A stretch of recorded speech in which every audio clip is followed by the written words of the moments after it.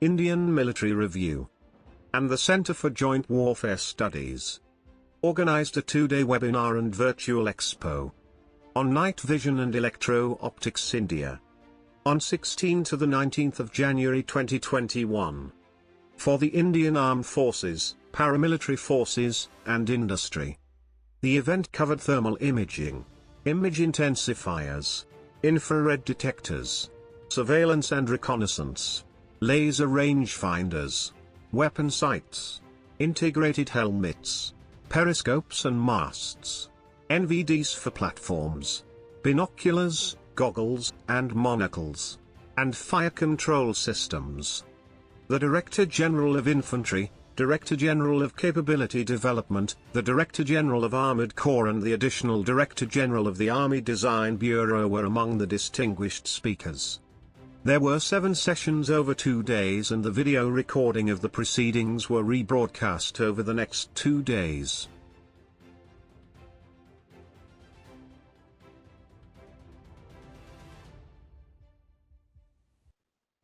Yeah, Jai Hind, and good morning to everyone. I welcome the chair for the session, Air Vice Marshal Pankaj Mohan Sinha, Ati Vishesh Seva Medal, and he's the ACS Ops, and the other panelists for the session. Welcome all of you, as also all our viewers. Air Marshal Sinha is a very accomplished fighter pilot, has more than 4,500 hours of flying experience on a variety of platforms: MiGs 23, 27, Jaguars, Kiran, Hawk, Mirages, even Sukhois. Been an instructor and attended the Joint Forces Staff College course and the Weapons Controller course at United States. Commanded a fighter squadron and has been the AOC of Air Force Station Gwalior, AOC Cobra Group, as well as AOC J&K. So for the session on platforms, we couldn't have asked better chair. So the field is all yours now, AVM Sinha. Sir, can you hear me, sir? A little louder, please. Can you hear me now? Yes, we can. Okay, thank you. Just in time, I think.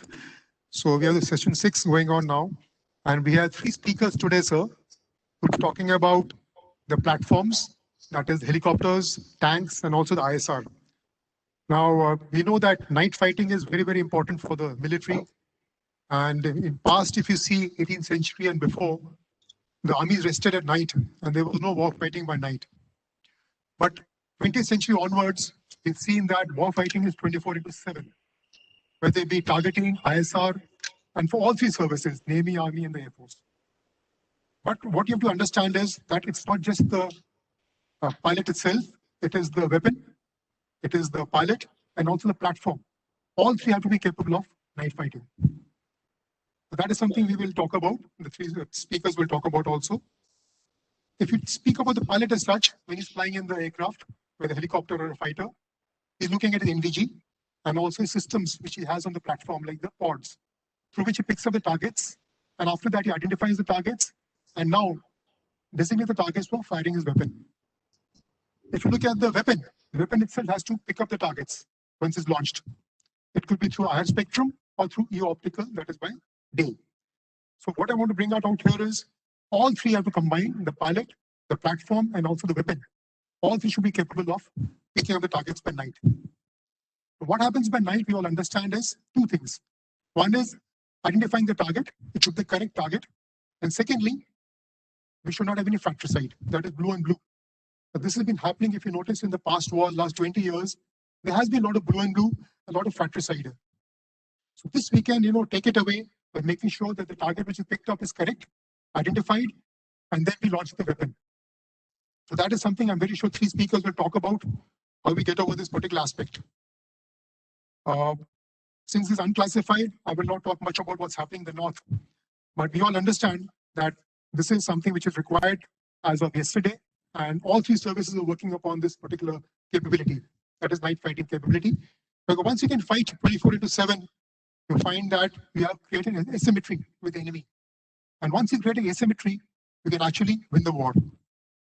So that is from my side. And now I'll request the first speaker, that is Lieutenant Colonel Vikas Magar, to speak on night operations by Army Aviation helicopters. Presently, he's the commanding officer of an attack helicopter flight from the Army Aviation, and he's done Command and Staff College in Bangladesh. Over to you, Lieutenant Colonel Vikas Magar. Thank you. Thank you, sir.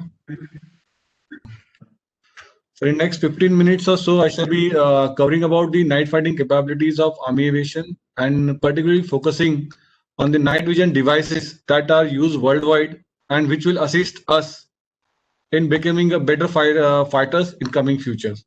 And it has been amply cleared and has been proved in the past in the Operation Desert Storm, Iraqi Freedom, or the Neptune Spear, all the Afghan operations that have been undertaken by USA and UK. The air war has regardless proved to be a 24/7 operation. And in support of all the ground formations and the troops on ground, the air has always proved to be a very, very important asset. It is a force multiplier for a formation commander to take care of all the flinching opportunities in the battle and then effectively exploit the airborne assets. So the aviation assets with night fighting capability can play a role in achieving the decisive victories swiftly and also cheaply. Now, with this brief introduction, I would like to come to the aim. The aim of lecture is to acquaint with the NVD capabilities and then highlight the requirements for the future battles by Army Aviation. I shall be covering briefly. I'll touch upon the capabilities and limitation of existing NVDs, and then the latest technologies that are existing for NVDs worldwide, and then keeping in mind what are the prospective requirements for Army Aviation for the night fighting in future. Coming on to the capabilities and limitations of NVDs, it's proud to say that the entire Army, the attack advanced light helicopter fleet of Indian Army is night enabled. And soon we'll be heading for 100% night fighting capability for Army Aviation, with the coming in of the new aircrafts. The basic advantages of these NVDs are that we are able to fly in the low visibility conditions. Then the NVGs with the advanced helmet mounted system, like the NVIS, the helmet mounted aviators night vision imaging system. It allows the aviators or the pilots to fly low level. It has the principle of image intensification or light intensification, where it amplifies the existing light, that maybe the moonlight or the starlight, to make the night environment glow. And also the optical system produces a bright image of the screen. Now, while there are, in continuation with the advantages, there are a few disadvantages of the night vision devices. As you can see one of the picture on the screen, that there is a very limited field of view as far as the NVGs are concerned. Then also there is an issue with the focusing, that either we focus for the objects which are far, then there is a difficulty in the immediate nearby objects. There is a difficulty with respect to focusing. Also, the effect of the ambient illumination will vary with respect to the terrain. Whether we are flying in deserts, we are flying in plains, we are flying in jungles, we are flying in glacier terrain, or any other kind of a terrain, there is always a contrast. The quantum of contrast required for the NVG is not available. Bad weathers continue to remain a major disadvantage for the NVGs. And of course, the visual fatigue, which is superimposed with the symbology. Symbology assists the pilot for the lot of things, but it also adds on to the fatigue for the flying. So now coming on after this, I would like to come to the major existing NVDs, the latest trend that are available worldwide. We know that the Apaches are the world's, as of now, the best attack helicopters, and they have been inducted in the Indian Air Force and been subsequently inducted in the Indian Army. So what Apache is using is they have the primary night vision avionics, is that the integrated helmet and display sighting system. This IHADSS is basically a FLIR sensor technology to enhance the night vision environment, and it can be used for viewing and as well as the line of sight maintenance. In addition, it has the night vision system like the NVIS, and the integration of NVIS with IHADSS has been very effectively used by the Americans in the wars of the Iraqi Freedom as well as the Enduring Freedom. The Black Hawks and the Chinooks are using the third generation NV7 system. The next enhancement in the night vision devices is the helmet display and tracking system. It can be used for the day and night operations. It has the enhanced situational awareness, including the color symbology. And what it is of more significance is that it can be used for the day and night, as we have the different HUD system for the day, different HUD system for the night. But the same comprehensive system can be used for day and night. There is an advanced version of HDDS, that is something known as a degraded visual environment. As we can see on the screen, there's an image on the right bottom, where it superimposes the emission symbols onto an outer world scenery. In case we are flying in a bad weather, or we are flying at a low visibility, and in flying in mountains or any obstacle-ridden terrain, or kind of so it gives a 3D image to the pilot about the environment outside. So the sorties can be flown in a bad weather condition, sandstorms, brownouts, or the whiteouts condition. It's a very, very useful aid which is being used worldwide.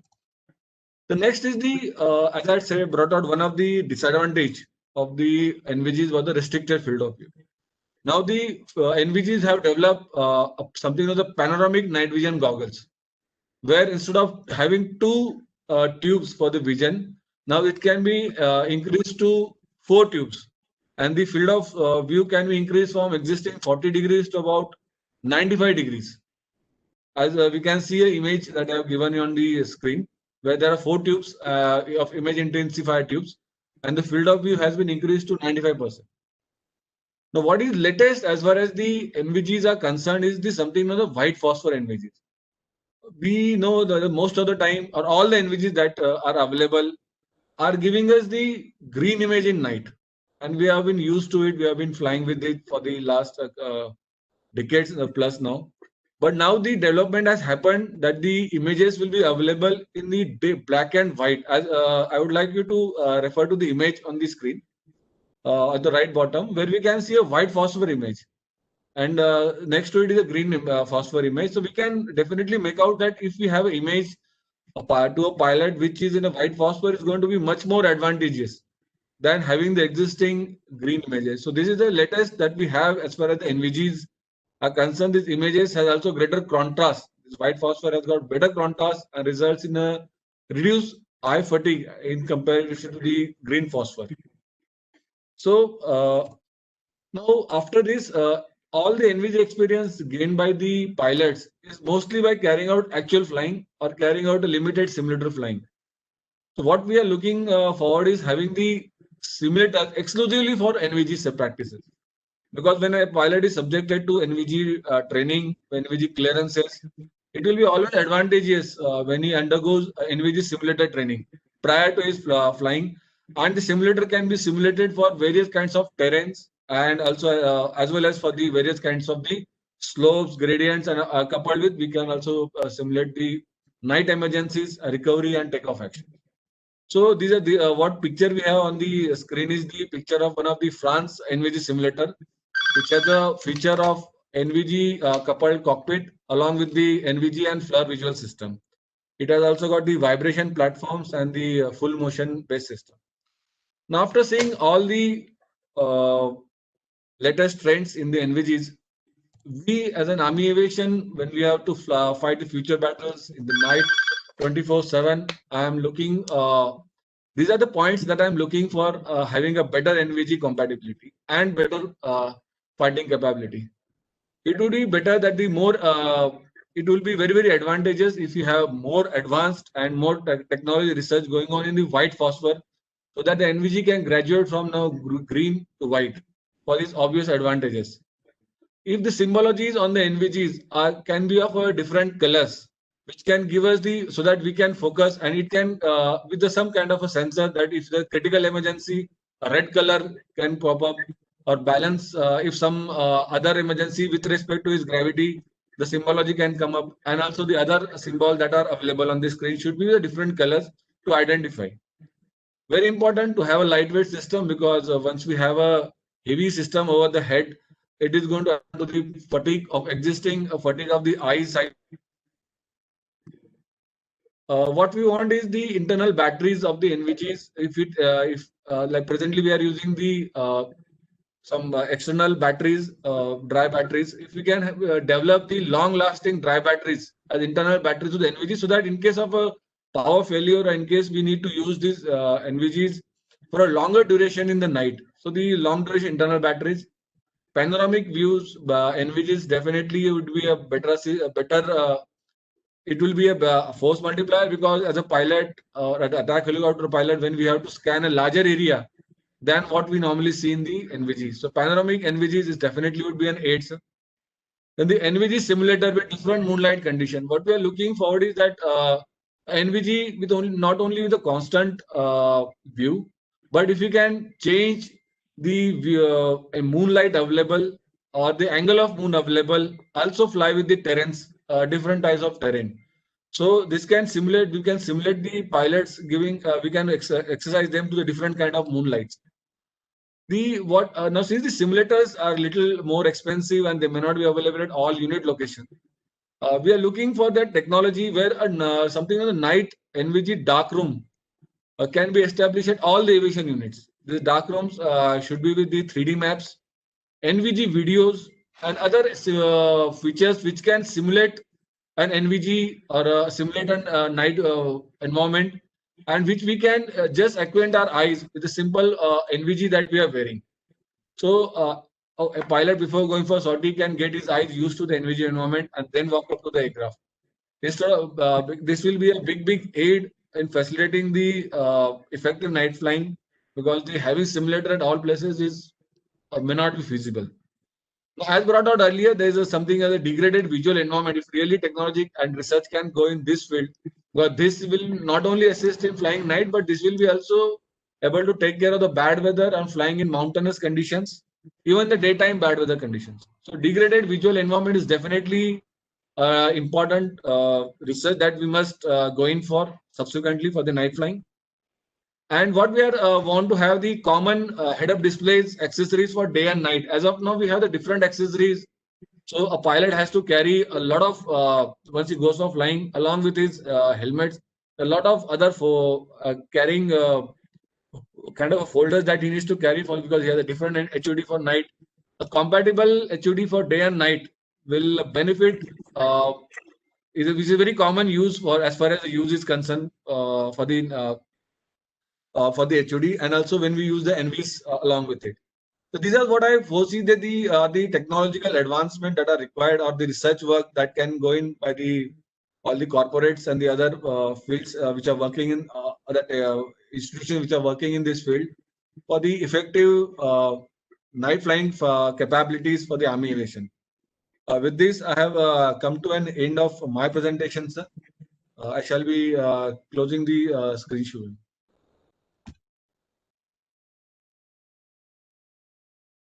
Thank you, Colonel Magar. A very nice talk. A few points which came out, I'll just bring them out. First thing is the clarity of the NVG, which is brought out throughout his talk. That is something very important, because if you don't pick up the target clearly, you cannot launch a weapon. So this is something the industry has to look at, making sure the clarity of the NVG is good. And that is happening now. We have the Apache in the IAF right now. And this NVG on the Apache is extremely good. And up to a nice range of 8 to 10 kilometers, you can pick up the targets. The second point is about the room. We talked about the dark room. But that is there in our squadrons of the V5 and also the Apache, where you have a dark room where the pilots practice wearing the NVG and picking up targets. So that is being done in our squadrons in the IAF. So you can have a look in the Army also. The next important point which you brought out was disorientation. I think you referred to that. Now, when you're flying with NVGs, it is very important to make sure you don't get disoriented, because the environment around you is totally dark and you're looking through a narrow focus through NVG. So that is something which the pilots have to train on the simulator. So now we have the talk by Colonel Gurpreet Singh on night fighting capabilities of the armored fighting vehicles. Extremely important, and we know the reason why. We are deployed now, and these are extremely important for us to keep the enemy at bay and deter him from ingressing. He is from the Directorate of Armored Corps Army Headquarters, a graduate of Staff College, and has commanded the Armored Corps Regiment. Over to Colonel Gurpreet Singh. Thank you, sir. A very good morning to everyone. Firstly, it's a privilege for me to be part of this webinar and among such eminent experts in the field of the night vision technologies. So therefore, I'll keep my talk very simple and dwell on the key issues what the Armored Corps today is facing.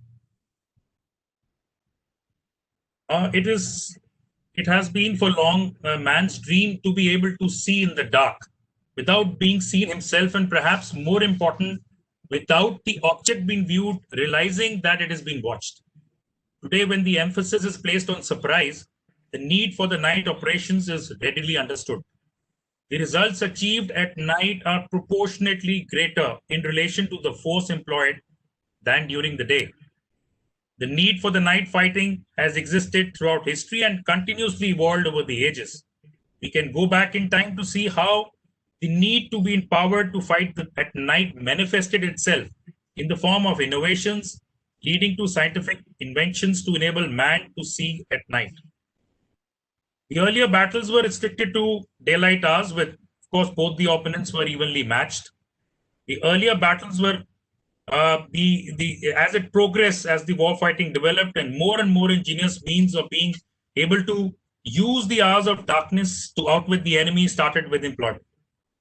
Till World War I, the means of sight at night were restricted to fire-based instruments like the torch, lamp, etc. It was only in the build-up to and during the World War II that the significant scientific development took place and the first night vision device based on electro-optics were developed. Of course, they were rudimentary, bulky and cumbersome, but they laid down the path for development in the field. The first NVD for the AFE also appeared in the battlefield during the World War II. The first generation NVDs were based on IR-based, which used active means of illumination. And subsequently, of course, the generation of device means and were based on the image intensification technology. Subsequently, improvement over the years only made the device more efficient and less bulky, but the technology remained the same. The current range of NVDs is based on thermal imaging, or the TI technology we call it, which is passive and is capable of seeing farther, seeing better and clearer. The next generation of devices, which are based on fusion or better or smarter technologies, are already making inroads into the inventories of the modern army. As we progress to achieve complete night labeling of the mechanized forces, it is imperative that I throw light on certain guiding decisions that were steered the Indian Army on the subject. The crux of this major policy decision on 2001 on night labeling of the Indian Army were, firstly, to obtain critical component technology of the TIization, including optics, be obtained at the earliest. To upgrade the gunner and the commander TI sights should be provided to all the armored fighting vehicles. To provide the production of the II technology NVDs for the armored fighting vehicle, basically for the drivers. And the armored fighting fleet needs to be completely night enabled at the earliest. Now, when we talk about night enablement, why do we require the night enabling of the armored fighting vehicles? When the armored fighting vehicle is set to be night enabled when it can perform all operation on the battlefield with equal alacrity, be it day or night, in all weather conditions. But why do we need night enablement or the sight at night at first place? Today's war, it has already been covered and likely to be shorter, and therefore the battle will be very fast-paced and intense. They will be fought over a 24/7 cycle with hardly any difference in the day and night tempos. The momentum of fighting will primarily be driven by the mechanized forces, and this makes it critical that they are fully empowered and enabled to maintain the momentum of the operations. This implies that their technology capability, including the night fighting capability, has to be suitably advanced and enabled. The mechanized forces need to be able to see farther, see better, and see clearer than the adversary. Therefore, we need a better DRI ranges, better image quality, and of course, the increase in life and ruggedness. We are also looking at the hunter-killer concept, which combines the fire control system and the gunner and the commander, both can see the targets equally. The technology, of course, is changing fast, and therefore the upgradability of this particular technology is of prime importance. The time of launch should not be dependent on the time of the day. The technologies are in with the armored fighting vehicles. So therefore, the technology edge is a critical factor, and technology must drive the tactics.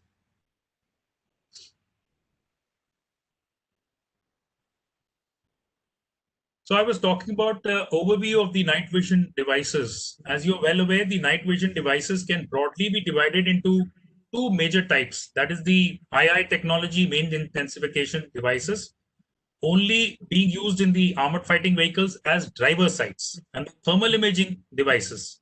The thermal imaging devices can further be subdivided into uncooled and the cooled TI devices.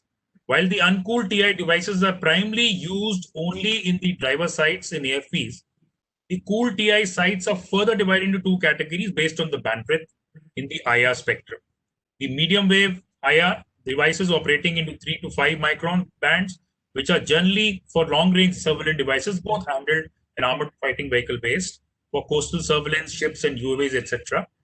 The long wave infrared devices operating in the 8 to 12 micron bands are used in medium range handheld static and armored fighting vehicle based sighting devices. So what is our current status? Where are we right now, and what do we have?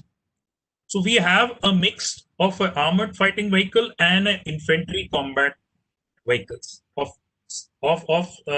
some as current equipment consisting of T-72s and BMP-2s, and also the newer generation equipment which consists of T-90s and the Arjun tanks.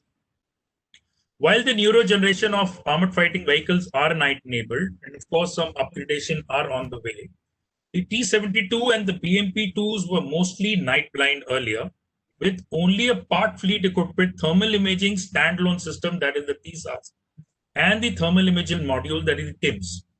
Fortunately, the issue has now been addressed, and the induction of the thermal imaging fire control system, that is the TIFCS, and the thermal imaging slaving kit, the TISC, is on the way and should alleviate the problem to a larger extent.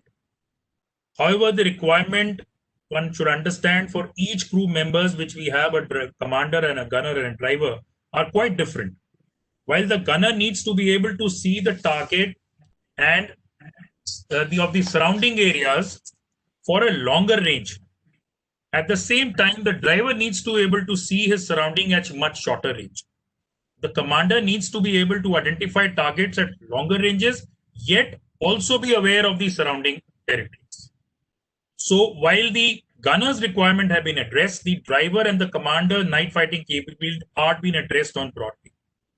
As far as the adversaries are concerned, they are mostly night enabled. In terms of the Western adversary, the fleet is almost the third generation TI sites. And on the northern side, the northern adversaries, all fleet, the entire in terms of the platform of type A99, A2 and A series are all night enabled with third generation TI sites. So I'll now give you a brief on the status of what the present status of the night fighting capability of in an armored fighting vehicle is presently. First, we come to the gunner side. The gunner side must be capable of providing him the requisite level of target acquisition, tracking, and engagement of targets at day and night. Our legacy gunner sites were mainly IR and IR types, which possessed minimal night fighting capability and limited engagement capability on the move. They are now been upgraded to TIFCS, which I covered earlier, providing complete firing solutions, accurate firing on the move, and optimizing platforms' combat potential. We are also looking at higher FPAs, the common day and night sights, auto tracking, muzzle reference system, and inbuilt redundancy. Coming on to the commander sites, the commander sites must be able to provide him with the requisite level of surveillance, acquisition, and designation of targets to the gunner, both by day and night. And previous sites fitted on majority of the armored fighting vehicles were the IR types, which though provided 360 degrees view, possessed limited target acquisition and designation capability at night. These are now under complete upgradation to TI sites, which not only enhances combat engagement capabilities, provide enhanced survivability, and optimize a true hunter-shooter concept. We are also looking at panoramic site integration with the fire control system with higher FPAs and complete replication of the gunner capabilities to our AFAs. Coming to the driver sites, the sites must be capable of providing the driver with requisite capability of independently driving, crossing obstacles, and bridging in closed down conditions, when both by day and night. Again, our old generation were the II types, which possess limited night driving capabilities, and the depth stroke obstacle identification perception was minimal. They are now been upgraded to the II or the uncooled TI with display, providing improved night visibility, better depth, and obstacle perception. With this as the current status, what do we want? What are we looking at?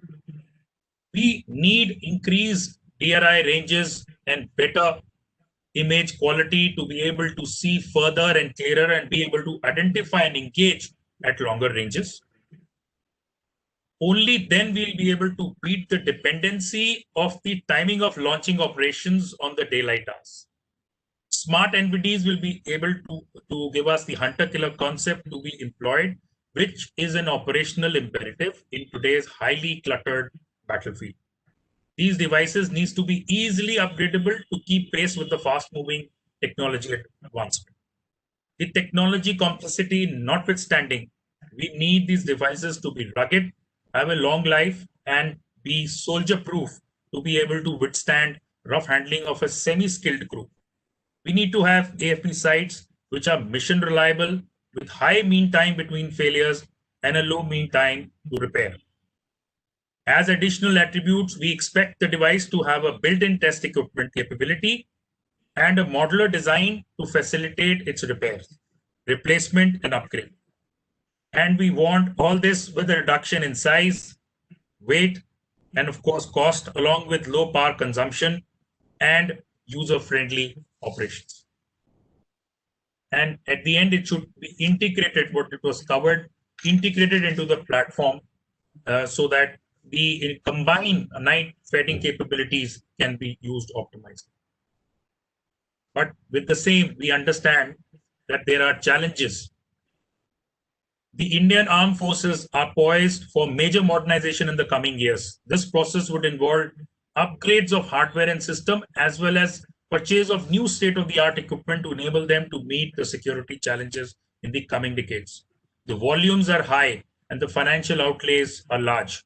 There is substantial opportunity for the Indian industry, both public and private sectors, to harness this market to develop indigenous capability, especially in high technology areas.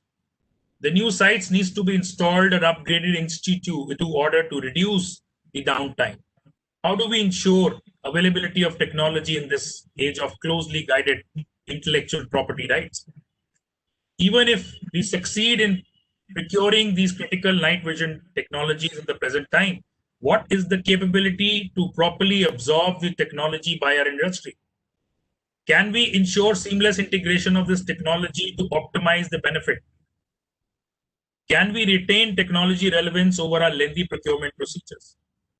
The inventory management of the varied high-tech equipment that we shall soon possess is likely to be a logistician's nightmare. And of course, most important, we need to have a well-established setup for maintenance, repairs to be in place. If these are the challenges, then what are the imperatives? The imperatives for the industry who are keen to be part of the quest for the mechanized forces to be night-enabled, in order to ensure comprehensive technology acquisition and absorption, we must endeavor to establish the joint ventures with the foreign technology partners. This must be followed by a comprehensive transfer of technology, including software, protocols, source codes, etc. We must ensure that the OEM mandated production and repair procedures and practices are replicated here when we set up our infrastructure. There must be an assurance of a long-term presence of the OEM even after our setup is in place. we must also plan on development of adequate infrastructure and wide vendor base in India. Our R&D must be strengthened to achieve a strong technology base, a self-reliance in future. Adequate training to build and optimize specific worker skill must be also part of the plan as part of the comprehensive technology transfer. And finally, we must ensure optimum quality assurances and quality control by means of frequent audit by the development agencies or the Director General of Quality Assurance and other independent agencies. I shall conclude by stating that the mechanized forces have set course on the path of ensuring that the technology edge of its fleets, including its night fighting capabilities, is achieved and thereafter, importantly, sustained at all times. To ensure that we achieve this goal, it is for all the stakeholders, be it the users, the designers, the producers, or the maintainers of the equipment, to work with synergy and a focused approach. Thank you, sir. You brought out a very important point of technology driving tactics. This is something which talk in the Air Force quite a lot. And we find that every 5 years, we have to change our tactics because of technology. I think now the Army is talking the same way. Because you find technology changes war fighting totally. And that is, I'm glad you brought this up, and we can talk about this later, maybe on a phone call. But there's something extremely important for all of us to understand. He brought out the issues between the gunner, the commander, and the driver. And I'm very sure they're working on the SOPs, how to coordinate, who will be looking at what. And it's not that easy. The command control is extremely important. The 3 chaps sitting in a tank. So thank you for a nice talk. The next talk is by Colonel Abhijit Singh on surveillance and target acquisition by night. He's the Colonel RT at Army Headquarters, a graduate of Long Gunnery Staff Course, and was instructor in National Defense Academy and RT Center. And ISR is extremely important because whatever you do, finally, we need to have the ISR. Without ISR, you cannot do targeting. The cycle of ISR and targeting is something we always talk about in the Air Force. And of course, all weapons. So it'll be nice, interesting talk by Colonel Abhijit Singh. All yours. Thank you.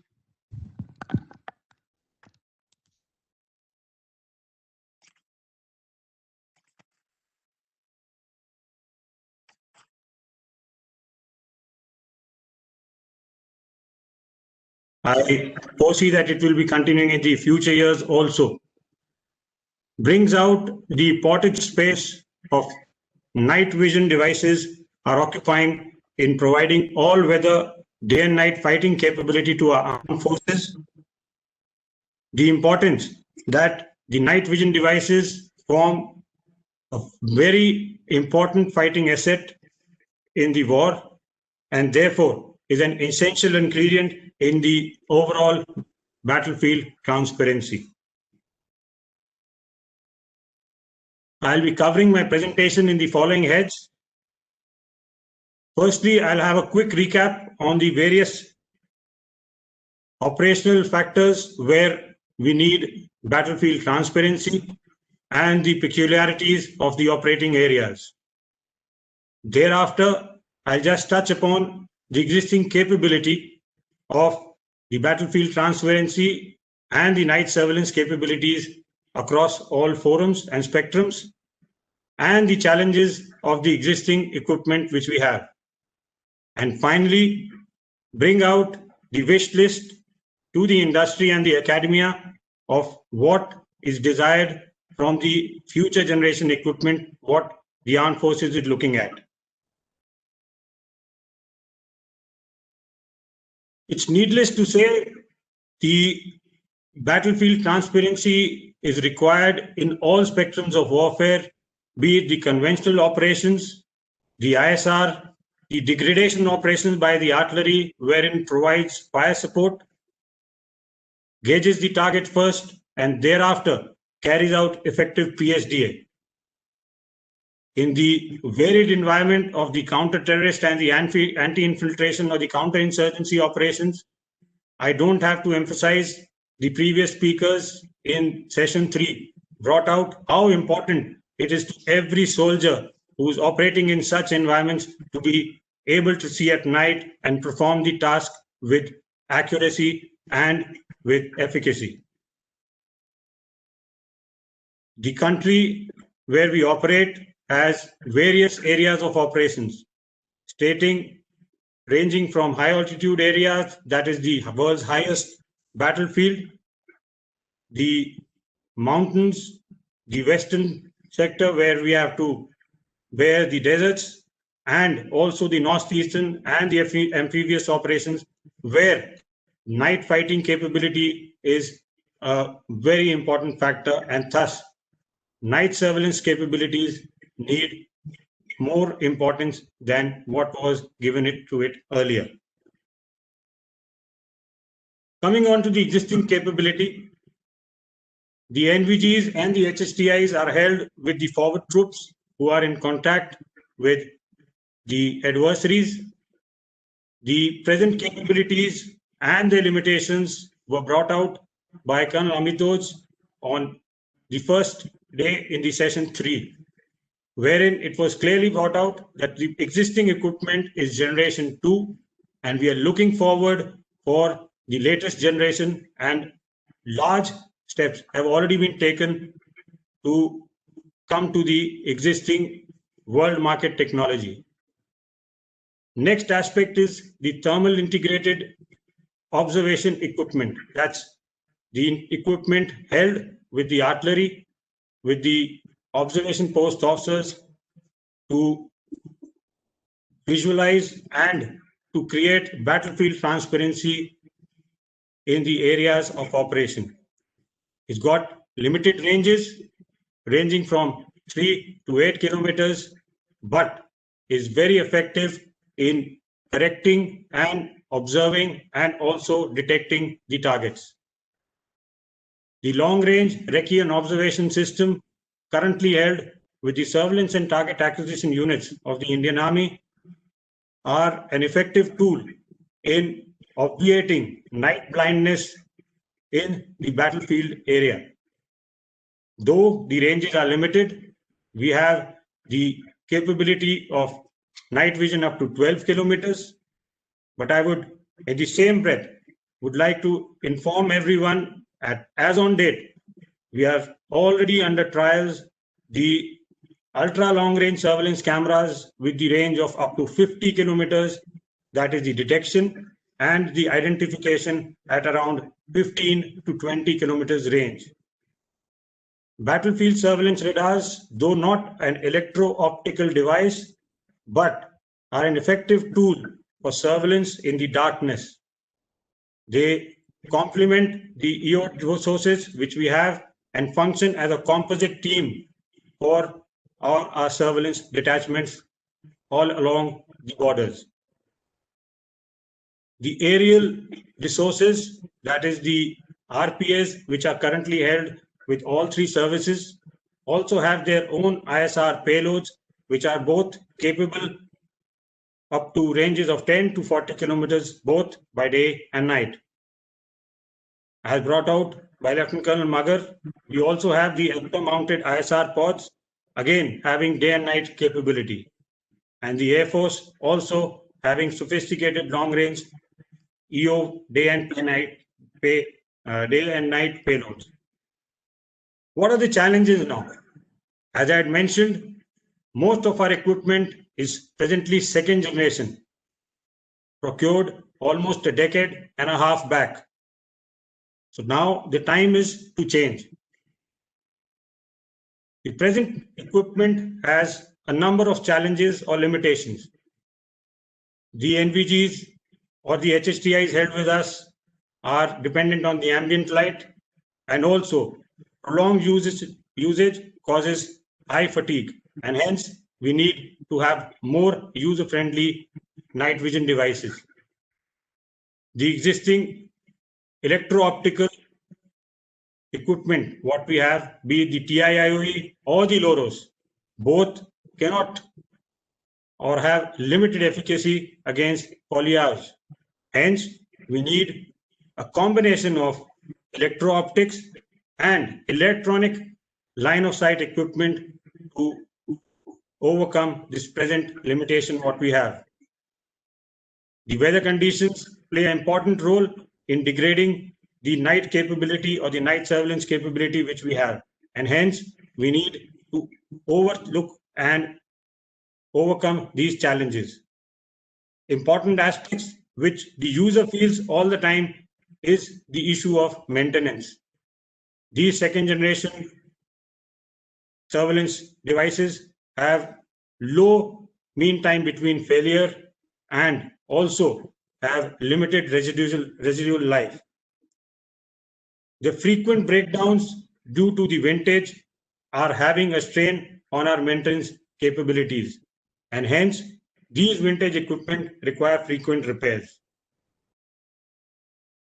Some other issues which are associated are the high battery consumption and the vast areas of operation need the equipment to be militarily ruggedized.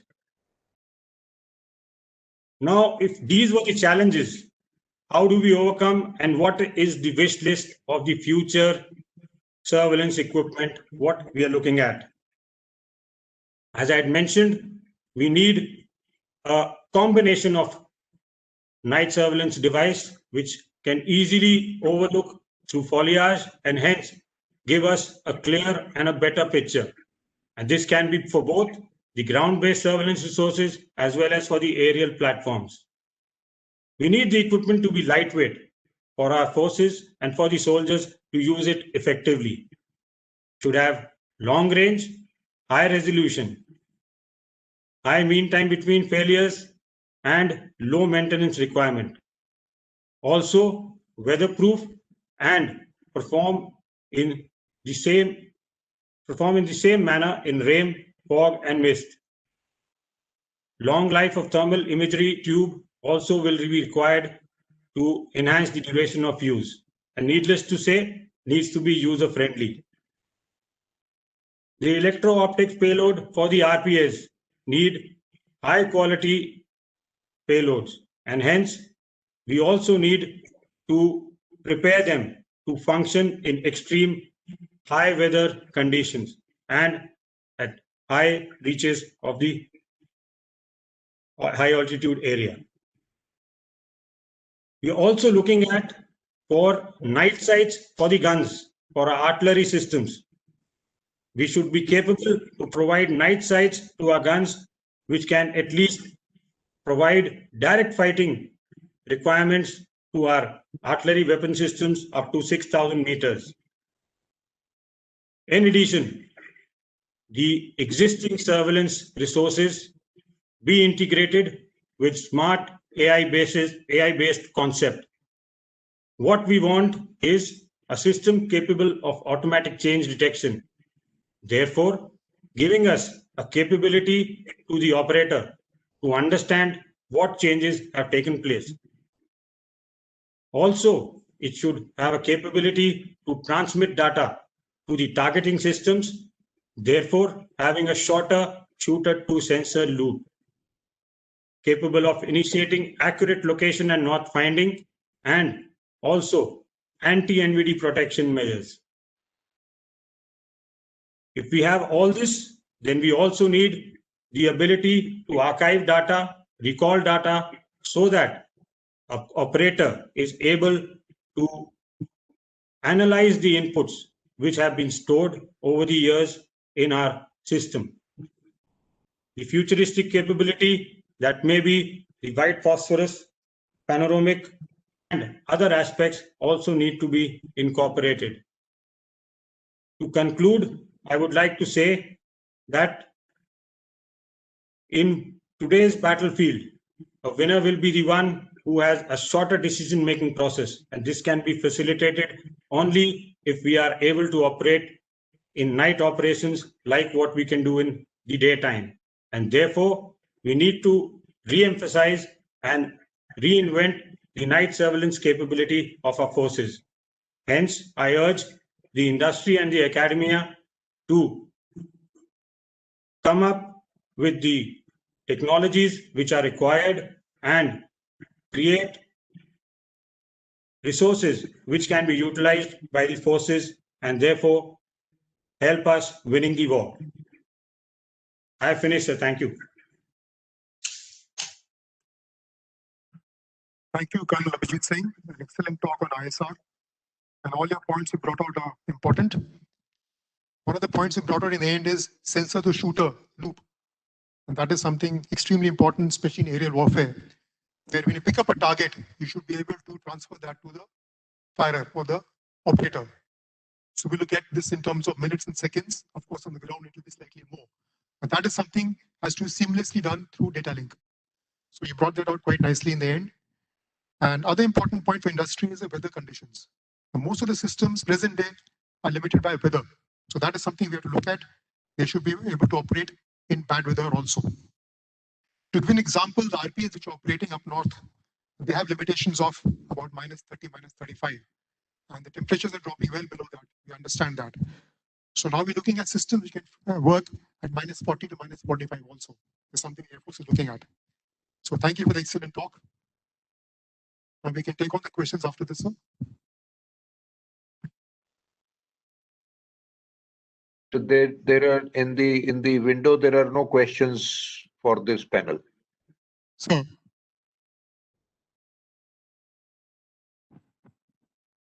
anything from your side, sir?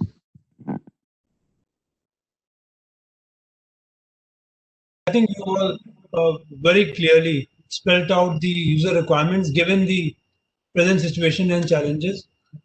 But the good news is that the previous sessions on Saturday, the private industry and many of them who shared the platform, they are very clearly mentioned that many of the capabilities that we are seeking are already there. What needs to be done is to basically be very clear about spelling out our requirements and thereafter the procedures and processes of the acquisition, which has already been done. Steps have already been taken in DAP. I am sure the DPP is also undergoing similar revisions. So therefore, as I see it, that the technologies that we are looking at for meeting our immediate requirements are definitely available. It's just a question of identifying the right industry partners and hand-holding them in supporting all the innovation. So thank you so much, the chair and all the panelists.